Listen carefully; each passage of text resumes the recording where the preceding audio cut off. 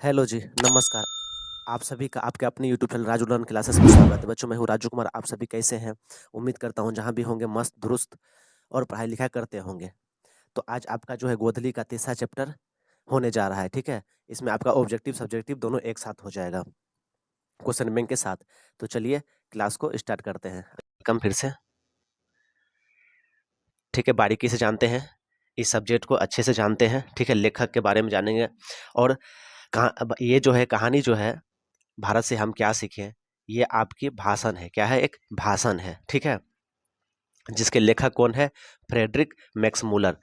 भारत से हम क्या सीखे, इसके लेखक कौन है? फ्रेडरिक फ्रेडरिक मैक्स मूलर, ठीक है। दूसरा पॉइंट है जन्म। मैक्स मूलर का जन्म कहाँ हुआ था? तो आधुनिक जर्मनी के डेसाउ नामक नगर में 6 दिसंबर 1823 ईस्वी में। इनके पिता का नाम विल्हेल्म मूलर था, ठीक है। जब मैक्स मूलर 4 वर्ष के थे तब इनके पिता नहीं रहे, मतलब इनके पिता का देहांत हो गया। इस तरह से एग्जाम में पूछता है, क्या मैक्स मूलर कितने वर्ष के थे जब इनके पिता का निधन हो गया था? तो 4 वर्ष का। अगला पॉइंट जानते हैं। 18 वर्ष की उम्र में लिपजिंग लिपजिंग विश्वविद्यालय में इन्होंने संस्कृत का अध्ययन आरंभ किया था, ठीक है। लिपजिंग विश्वविद्यालय में, जिससे कि एग्जाम में पूछेगा कि मैक्स मूलर कितने वर्ष के थे जब इन्होंने लिपजिंग विश्वविद्यालय में संस्कृत का अध्ययन आरंभ किया था? तो 18 वर्ष के। मैक्स मूलर ने हितोपदेश का जर्मन भाषा में अनुवाद प्रकाशित करवाया था, ठीक है। हितोपदेश एक रचना है, एक बुक है, जिनका जर्मन भाषा में अनुवाद करवाया था, प्रकाशित करवाया था हितोपदेश का। मेघदूत का जर्मन में अनुवाद मैक्स मूलर ने किया था, ठीक है। इस तरह से एग्जाम में कि मेघदूत का जो है जर्मन में अनुवाद किसने किया था? तो मैक्स मूलर ने किया था। कट और केन उपनिषदों का जर्मन भाषा अनुवाद मैक्स मूलर ने ही किया था, ठीक। मेघदूत के लेखक कालिदास है, ठीक है। कालिदास जो है मेघदूत के लेखक हैं। एक बुक है मेघदूत, उसके लेखक कौन है? कालिदास है। स्वामी विवेकानंद ने मैक्स मूलर को वेदांतियों का वेदांती कहा है।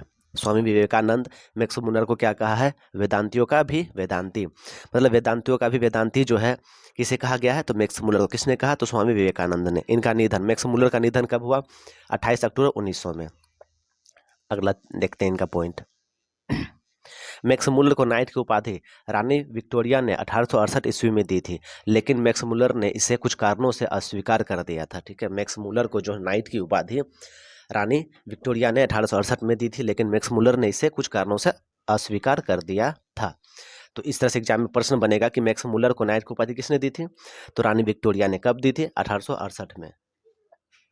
भाषांतरण, ये जो भाषा है इसका जो है ना भारत से हम क्या सीखे का भाषांतरण किसने किया था? डॉक्टर भवानी शंकर त्रिवेदी ने किया है। अब हम जब वारेन हेस्टिंग्स भारत का गवर्नर जनरल था तो वाराणसी के पास उसे 172 दारिस नामक सोने के सिक्के से भरा एक घड़ा मिला था, ठीक है। जब भारत का गवर्नर जनरल कौन था? वारेन हेस्टिंग्स थे। तब जो है वाराणसी के पास जो है ना, जब खुदाई का काम चल रहा था तो उस समय जो है 172 दारिस नामक सोने के सिक्के से भरा एक घड़ा मिला था उसे।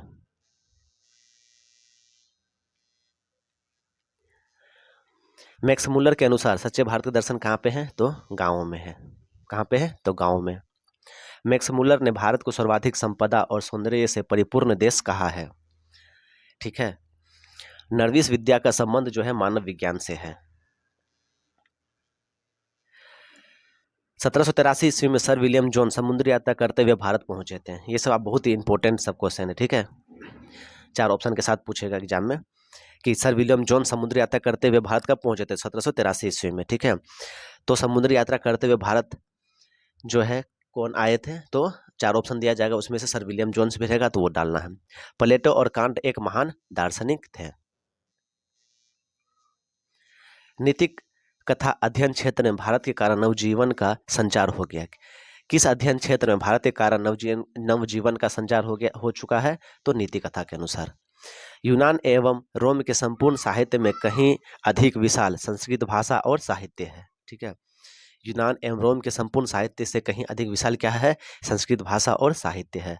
हरकस एक वनस्पति वैज्ञानिक थे, ठीक। अब चलते हैं प्रश्न की ओर, ठीक है। आपके जब बुक के प्रश्न है लघु दीर्घ, उस प्रश्न को क्लियर करते हैं जो आपके ज़्यादा इंपॉर्टेंट है, ठीक है। जो आपको पढ़ना चाहिए, जानना चाहिए।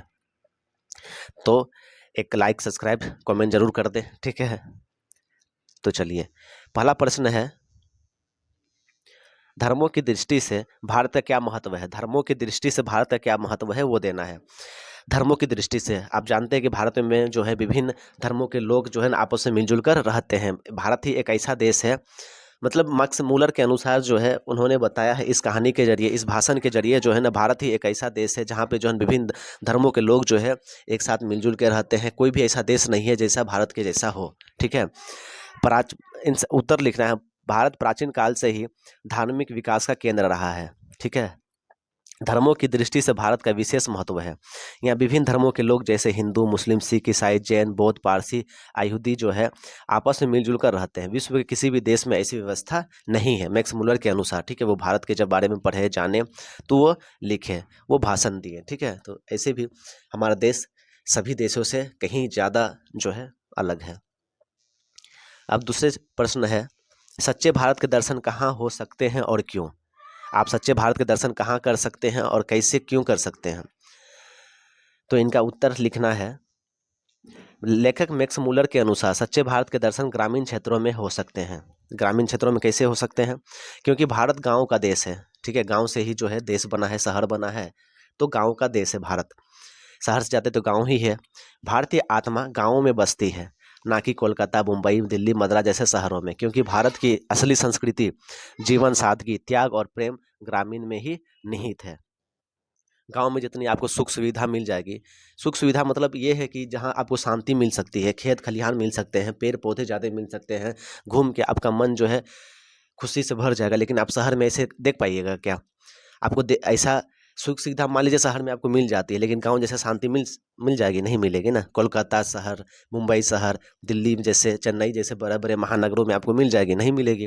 आपको सुख ज़्यादा शांति जो है आपको गाँव में ही मिलेगी, खेतों में ही मिलेगी, ठीक है, ना कि बड़े बड़े बिल्डिंगों के बीच आपको मिलेगी, ठीक। तो सच्चे भारत के दर्शन कहाँ हो सकते हैं, तो गाँव में हो सकते हैं। अगला प्रश्न है, लेखक नया सिकंदर किसे कहा है। ठीक है, एक सिकंदर हुए थे, कौन, जो प्राचीन समय में जो है, प्राचीन इतिहास में जो है आए थे और भारत को लूटने का प्रयास किया था, ठीक है। तो वो एक अलग सिकंदर था। लेकिन अभी के समय में जो है लेखक नया सिकंदर किसे कहा है और क्यों। तो उत्तर लिखना है इसका, लेखक मैक्स मुलर ने नया सिकंदर भारत को समझने, जानने एवं संपूर्ण लाभ प्राप्त करने हेतु भारत आने वाले नवागंतुक अन्वेषकों, पर्यटकों एवं अधिकारी को कहा है। लेखक मैक्स मुलर ने नया सिकंदर उसे कहा है जो भारत आके जो है भारत को समझे, यहाँ जाने, ठीक है, और यहाँ के संपूर्ण लाभ प्राप्त करे, वो जो है भारत के, वो जो है लेखक के अनुसार नया सिकंदर हो सकते हैं। उसी प्रकार आज भी भारतीयता को निकट से जानने के नवीन स्वप्नदर्शी को आज का सिकंदर कहना उचित है, ठीक है। यदि आप भारत को समझते हैं, जानते हैं, यहाँ के बारे में आप पता करते हैं, यहाँ का लाभ उठाते हैं, तो आप ही सिकंदर हैं। आप भारत के बारे में जितना भी पता कर सकते हैं, जितना सीख सकते हैं, वही नया सिकंदर है, ठीक है। चौथा प्रश्न है, समस्त भूमंडल में सर्वविध संपदा और प्राकृतिक सौंदर्य से परिपूर्ण देश भारत है। लेखक ने ऐसा क्यों कहा है। संपूर्ण भूमंडल मतलब जितने भी विश्व में देश हैं, उन सभी में से जो है ना भारत जो है संपदा, सर्वविध, हर जगह जो है संपदा और प्राकृतिक सौंदर्य से परिपूर्ण देश है। लेखक ने ऐसा क्यों कहा है। जैसा भारत में है वैसा किसी भी देश में नहीं है। तो लेखक मैक्स मुलर के अनुसार, लेखक मैक्स मुलर ने भारत को सर्वविध संपदा और प्राकृतिक सौंदर्य से परिपूर्ण देश कहा है। भारत में भूतल पर ही स्वर्ग की छटा बिखरती है। भारत में जो है ना भूपतल मतलब भारत में जन्म लेना ही आपकी मोक्ष की प्राप्ति है, ठीक है।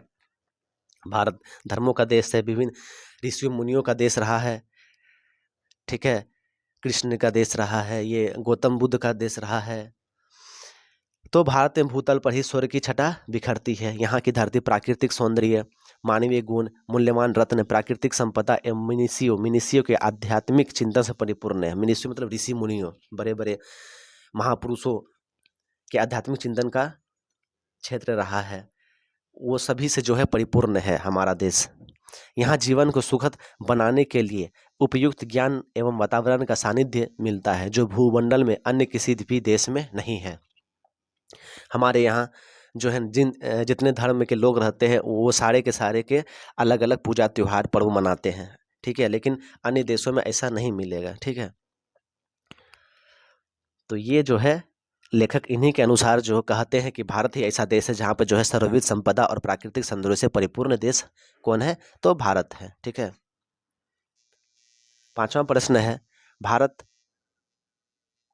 किस अतीत और सुदूर भविष्य को जोड़ता है, स्पष्ट कर। भारत जो है अतीत मतलब जो बीत चुका है इतिहास और आने वाले भविष्य को कैसे जोड़ता है, स्पष्ट करें। भारत अतीत और भविष्य को जोड़ता है, ठीक है। यहाँ मानवीय जीवन का प्राचीनतम ज्ञान विद्यमान है।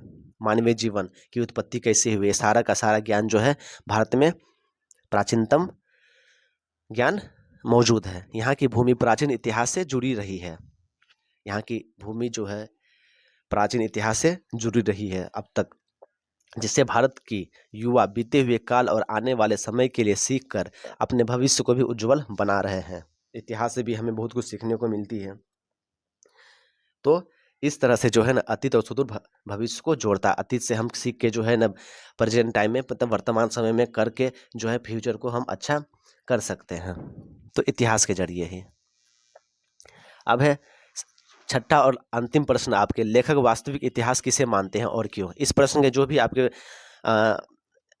महत्वपूर्ण प्रश्न थे वे ही ज़्यादा देखना तो सही रहेगा नहीं, इसलिए जो जो प्रश्न जो आपके एग्जाम में बार बार रिपीट किए जाते हैं उसे जानना है। और इन्हीं में से जो है यही 6 प्रश्न में है आपके सारे प्रश्न के जवाब मिल गए हैं, ठीक है। ये 6 प्रश्न अगर आप सही से कर लेते हैं तो दूसरा प्रश्न भी अगर पूछेगा तो इसी से मिला जुला के पूछेगा, ठीक है। तो आपको समझना है, ठीक।